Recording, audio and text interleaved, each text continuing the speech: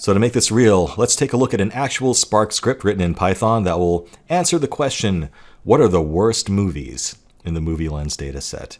And we're going to define worst as the lowest average rating. So let's dive in and take a look at a Spark script that I wrote in Python that will answer that question. Now, if you were to think about this in terms of MapReduce, that's very similar to how you would think about things in Spark 1. And that's using the RDD interface. We'll take a look at the Spark 2 way of doing things later on, but for now, let's just use the lower level RDD interface of Spark. So how would you actually tackle this problem from a MapReduce standpoint? Well, if you need to figure out the average of something, you need a total of how many times that thing occurred and the total of that value. So what we need to end up with is the sum of all the ratings for each unique movie ID and the number of times each movie was rated. So you can imagine a world where we're just going to reduce down these tuples of the sums of each rating and the number 1 and boil that down to an average at the end of the day. So that's the approach we're going to take. Let's dive into the code here and see how it all works. So we will run this in a moment, but for now I just want you to kind of understand what's going on here. So you might be new to Python. Basically the way that we import libraries that we need is this syntax here. So we're saying from the PySpark library, that allows us to do Spark stuff within Python, we're going to import SparkConf and SparkContext, which will give us the hooks we need to actually create RDDs and do stuff with them. Let's skip down to the actual main meat of the script here. So like I said, we first need a Spark context to work with to create our initial RDD from, and we're going to do that by creating a SparkConf, a configuration class that just sets the name of the application to something called worst movies.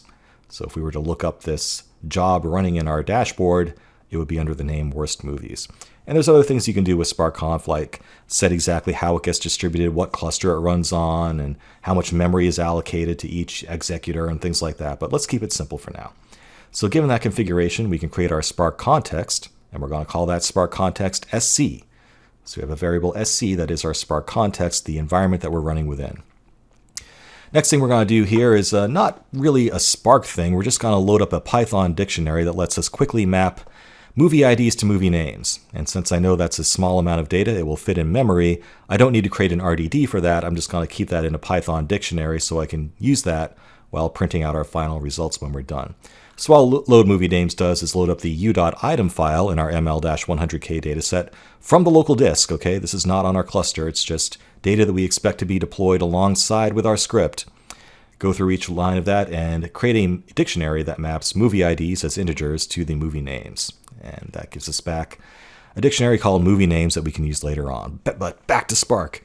So going back to our Spark context, SC, we're going to call text file on it with a path on HDFS to the u.data file. So this is the actual movie ratings data set, where each row, remember, contains a user ID, a movie ID, a rating, and a timestamp. And it's going to load that from HDFS. So that could be, spread out across our entire cluster, potentially. And we're going to load that into an RDD called lines. So already you're seeing how RDDs abstract away a lot of complexity. I don't have to think about how u.data is actually spread across HDFS and how it deals with failure if one of those nodes goes down. All I care about is I have an RDD object that I've named lines that I can do stuff to in my driver script. Makes life a lot easier. So the first thing we're going to do is actually convert that input data into a structure that looks like this. So we're going to create a new RDD named movie ratings that contains a key value pair, where the key is the movie ID and the value is this tuple of the actual rating value and the number 1. So our strategy again is to sum up all of those ratings and sum up all those ones to get a count of how many times each movie was rated. And from that we can compute our average ratings.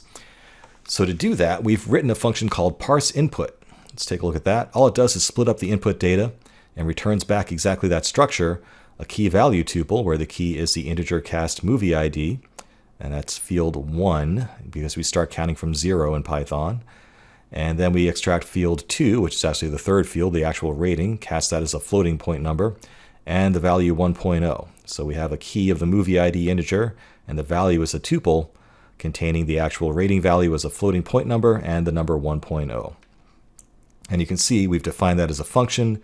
We just pass in that function name to our map function, and that will apply that function to every input line of the lines RDD and output a new RDD called movie ratings. So at this point, we have a new RDD called movie ratings that contains this structure, movie ID, rating, and the number 1.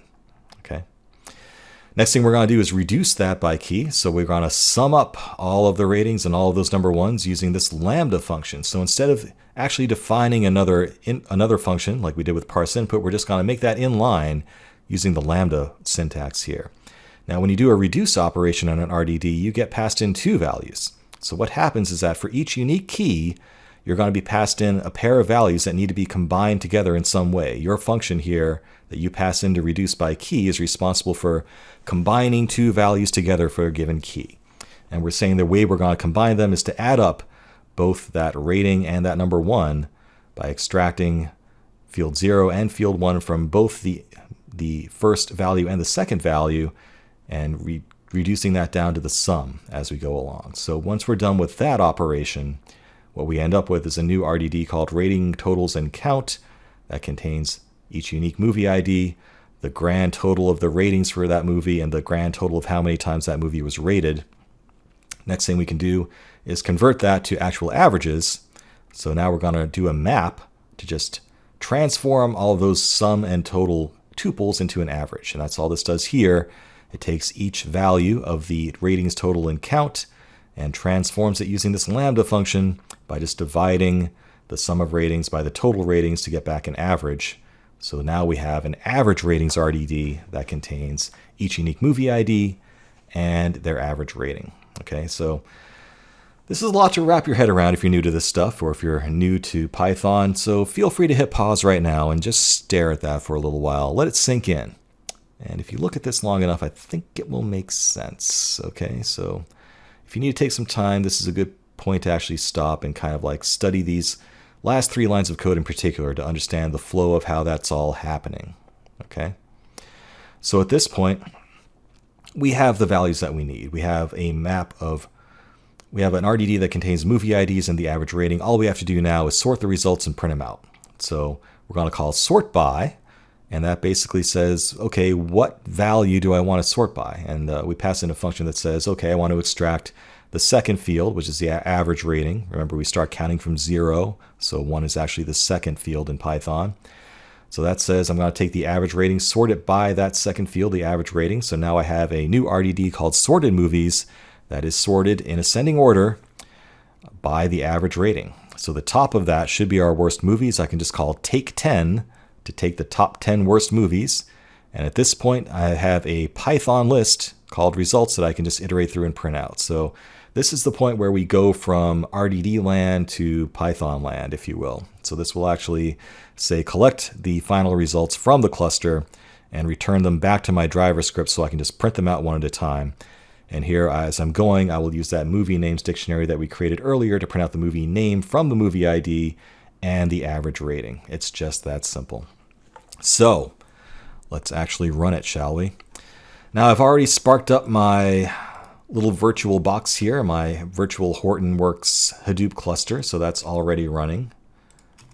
And what I'm going to do is, first things first, we need to configure Spark the way that we want. So let's open up Ambari.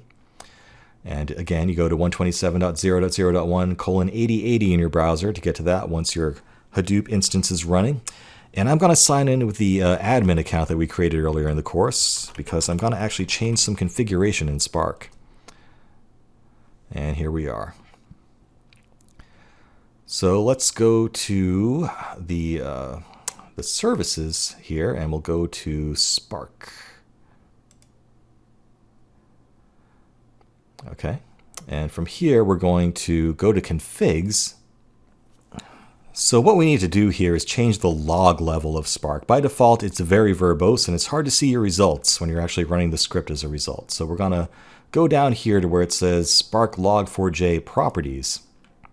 And see here where it says log4j root category equals info. Double click that and change it to error. Okay, and hit save when you're done.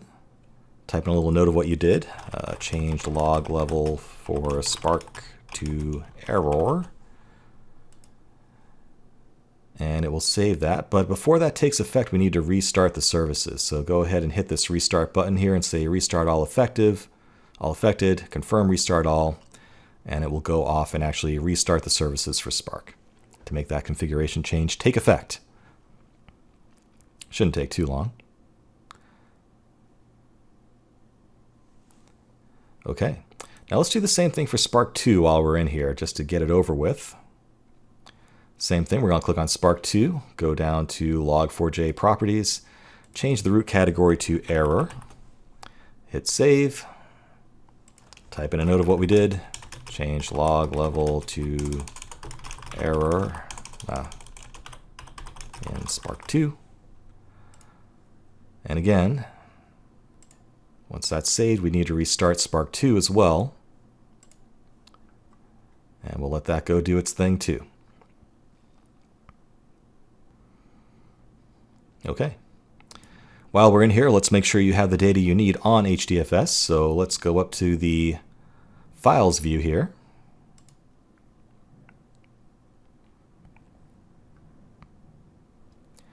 And go into the user Maria Dev. And make sure you have an ML-100K folder in here that contains u.data and u.item from the Movie Lens dataset that you downloaded earlier in the course. If you need to go ahead and create that at this point, you should have it from earlier lectures, but you can always create new folders and upload data into it from this UI if necessary. But make sure those are in place, okay? So you should have user Maria Dev, ML-100K, u.data, and u.item. All right, so we have everything we need in place on the cluster. Let's go ahead and actually run this bad boy. So I'm going to open up a terminal to my cluster like we've done before.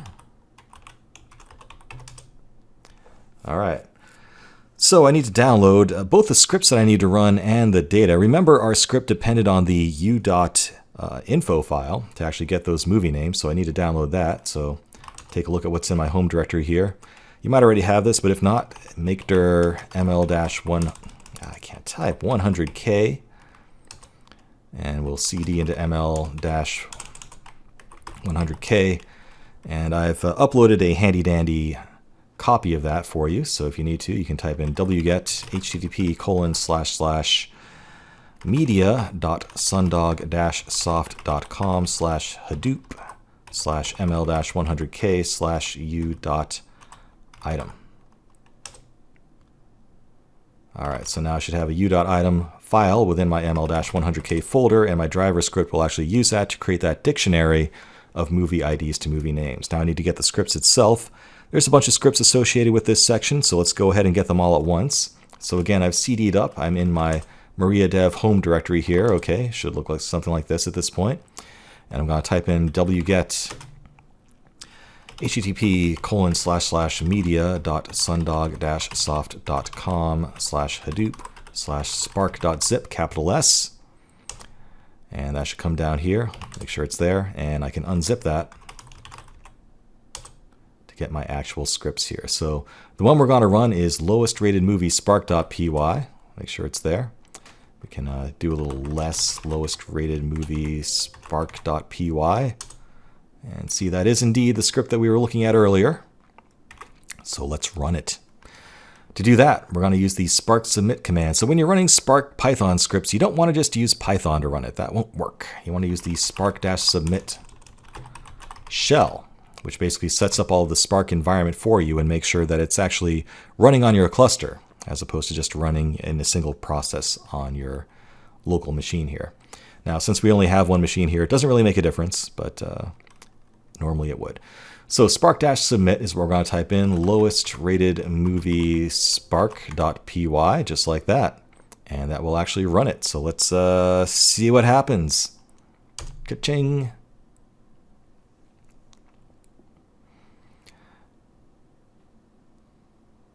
And it's chugging away. And there's our results. That didn't take too long. So the worst movies in the Movie Lens dataset are these bad boys, and a lot of them are tied. So I'm thinking, a lot of these movies were probably only watched by one person, and that one person gave it a 1-star rating. So we can do better. We can think a little bit more about what it really means to be a bad movie later on in this section. But for now, there's some stinkers in there for sure. The Bloody Child, Amityville Dollhouse. I've never even heard of most of these, and there's probably a very good reason for that, because they're probably pretty bad movies. So there you have it, Spark in action. And Spark Submit actually can take a bunch of parameters as well. So you can actually pass in command line parameters on Spark Submit to specify which cluster you want to run on, or specific things like how much memory you want to allocate to each executor on your cluster and stuff like that. Usually, though, your cluster will be pre-configured to actually have reasonable default values for you. So unless you're a Hadoop administrator, you usually don't have to think about that too much. That's all you need to do. So there you have it. You actually ran your first Spark script on a real cluster on your little sandbox here and got some real results. So up next, let's talk about another way to do it using the Spark 2 dataset API.